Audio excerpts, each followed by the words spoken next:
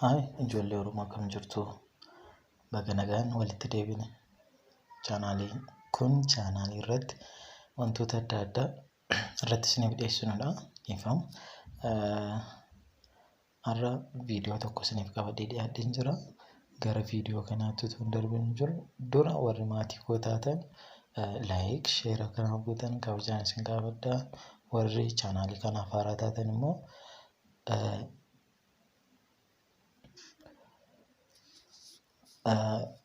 subscribe akka gootan kabajaan isin gaafadha jechuudha. Kallattiimaan garaan viidiyoo isiniif qopheessee jirutti ceenaa jechuudha. Har'a kan inni isiniif qabadhee dhiyaadhee jiru namoonni tokko bilbila yeroo bitatan akkamitti akka bitatan kan hin beeknee fi yeroo baay'ee namoota gurgurtaa itti raawwatan irraa kan goonfaman baay'eetu jira. Namoonni waa'ee bilbilaa hin beeknes akkasuma baay'ee isaaniitu jira.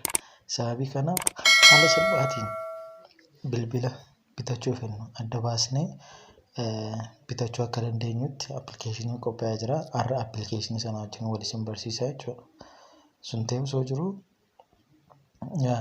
namoonni tokko fakkeenyaaf raamiin bilbila tokko eessatti akka argamu kan hin beekne jiru.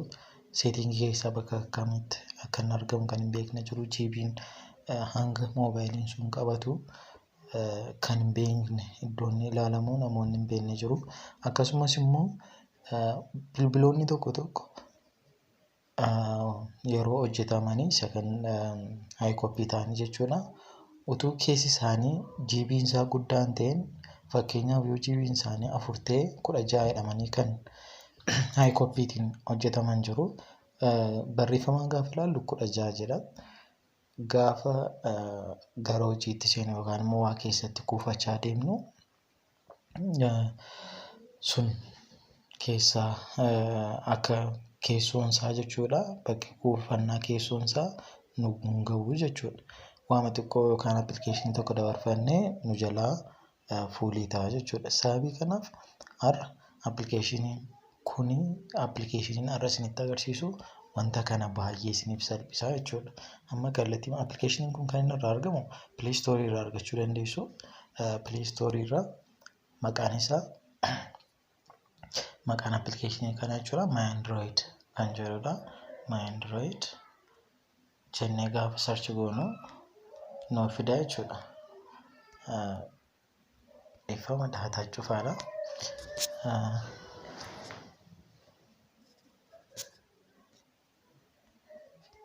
Egaan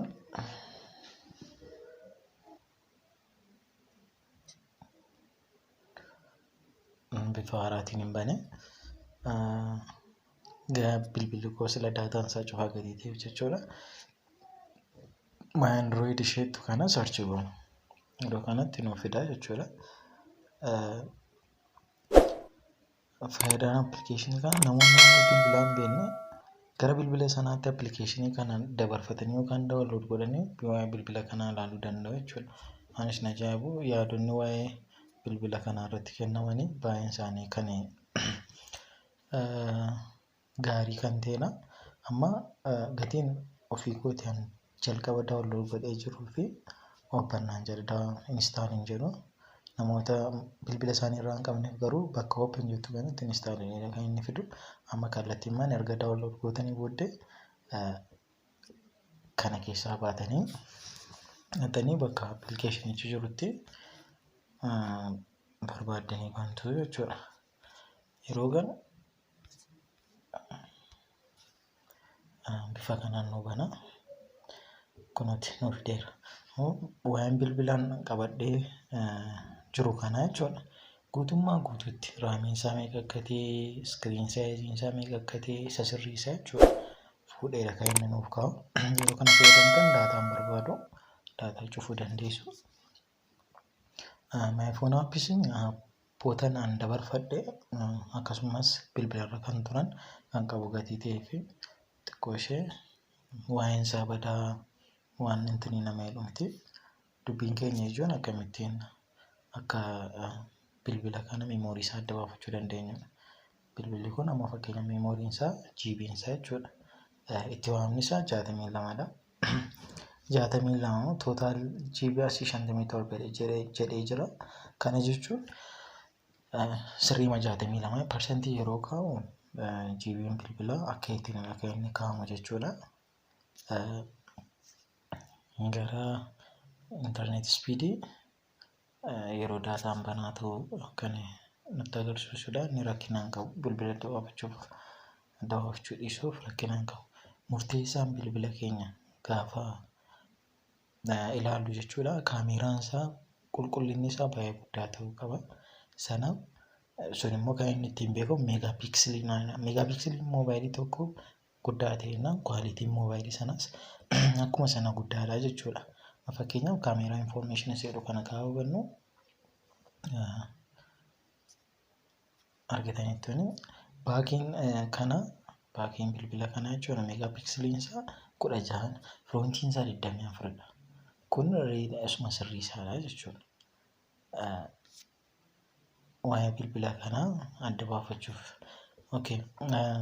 screen size, screen density, raamiin bilbila kanaa fakkeenyaaf 4 kaa'ee jira.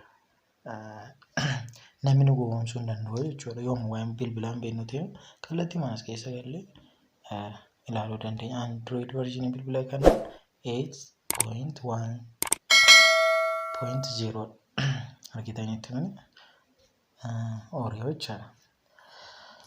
Sababii kanaaf manufacturer model Tecno Mobile Limited Tecno C8 modela isaa jechuudha manufacturing argaa jirtu akka kanatti nuuf kaa'e jechuudha. Kana booddee namni tokko bilbila gowwoomsee nutti gurguruu hin danda'u jechuudha. Raamiin isaa mana, GB'n isaa mana, akkasumas kaameraan isaa kwaalitiin isaa mana jedhee gateetiin nu gowwoomsuu hin danda'u jechuudha. Har'aaf waan na hordoftaniif galatoomaa. Viidiyoo kana yoo jaallattan like akkasumas share hiriyoota keessaniif gochuun hin dagatina. Namoonni subscribe hin goone subscribe akka gootan kabajaan isin gaafadha. Isinin jaalladha. Viidiyoo biraatti hanga wal arginutti nagaatiin naa tura.